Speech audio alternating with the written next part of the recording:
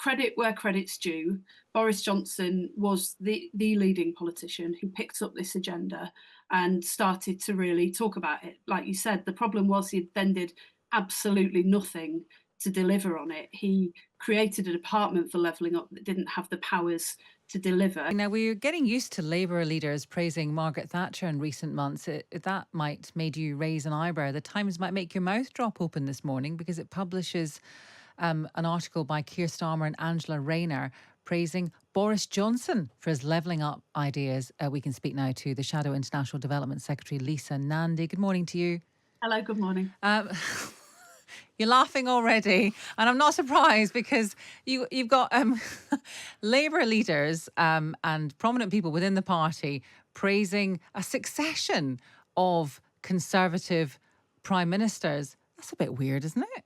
Well, look, I'm no fan of Boris Johnson, and I can tell you as well that Keir Starmer and Angela Rayner aren't either. But what he did recognise was that there was a problem in this country, that for far too long, the contribution that people are able to make in every part of the country is determined largely by where they live, and that for too many people, geography is destiny. And that's something that, those of us who don't live in major cities or in London and the South East have felt for a very long time. And so what Keir Starmer and Angela Rayner are setting out today is a plan to reboot that agenda, but with a real plan behind it this time, not just as an election winning slogan, but as a way of saying to people in this country, wherever you live, whatever your ambitions for yourself, your community, for your family, Labour is behind you and we're with you, and we're going to empower you to be able to make that change. It was Boris Johnson, really, that whether you like it or not, he was the one that he talked about nothing else. It felt for quite a while than levelling up. It was levelling up every day, levelling up, levelling up, levelling up. So it was him that put the idea in the kind of modern political lexicon. So you are a fan of that he was the one that boosted its prominence. Yeah, I mean, look, credit where credit's due. Boris Johnson was the leading politician who picked up this agenda and started to really talk about it. Like you said, the problem was he then did absolutely nothing to deliver on it. He created a department for levelling up that didn't have the powers to deliver. He made Rishi Sunak Chancellor of the Exchequer, who cut off the funding. They gave more in refunds to fraudsters than they gave to the entirety of the north of England when Okay, they launched. but some money was handed out. 156 awards made to local authorities in England, a value of 3 billion, 78% of the funding awarded. Scotland, Wales, and Northern Ireland have a combined value of £798 million. So money was given out. It's a fraction of what has been taken from our communities over the last decade and a half. It's a partial refund on the money that has been stripped from us. And frankly, it's insulting because the money that is given comes with strings attached. It's determined from people in Westminster and Whitehall who decide who gets a local leisure centre. And I kid you not, in one case, officials deciding who got park benches in particular parts of the country. We think we can do better than that. And that's why our agenda is about empowering local communities to make decisions for themselves. So I just want to understand what that will actually mean, empowering local communities. You've got this Take Back Control Bill, nice title.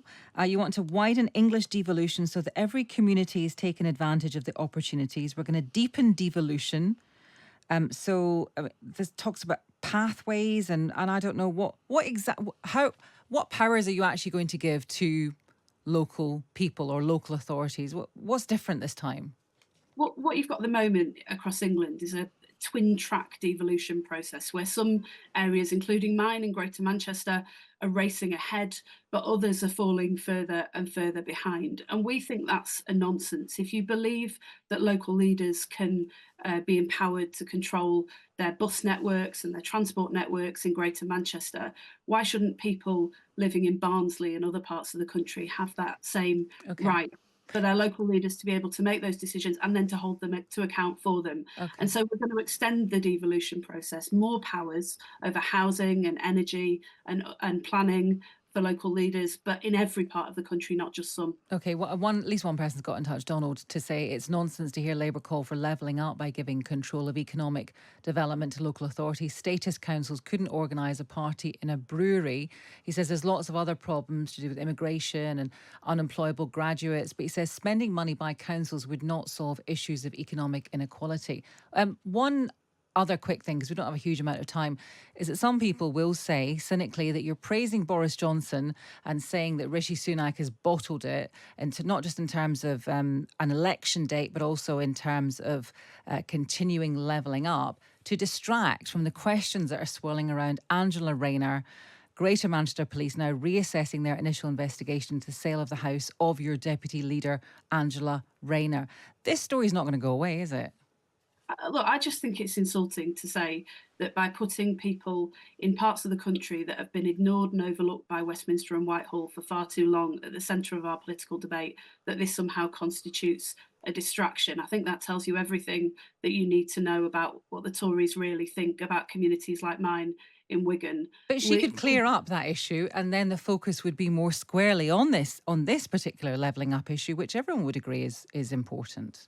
Well, she's been very clear that she has taken legal advice, she's taken tax advice, and that no rules have been broken. I don't think she could have been clearer about that. She called the allegations a smear.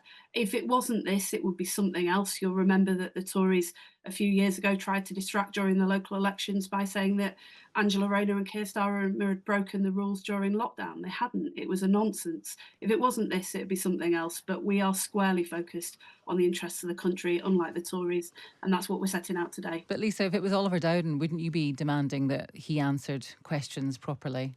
Of course, it's important that we're all accountable and that we answer questions, but she has answered them. She said that she's taken advice, that no wrongdoing was done. The police originally closed the investigation. I understand they've reopened it because a Conservative MP has asked them to do so. That is, of course, their right. We respect the process. And, as we always have when these sort of allegations are made, we comply with the processes. But she's been clear that no wrongdoing has been done on the basis of the advice that she's received. Okay, well, we shall see what happens with that. As you said, Greater Manchester Police now reassessing their initial investigation into the sale of the house of the deputy leader of the Labour Party, Angela Rayner.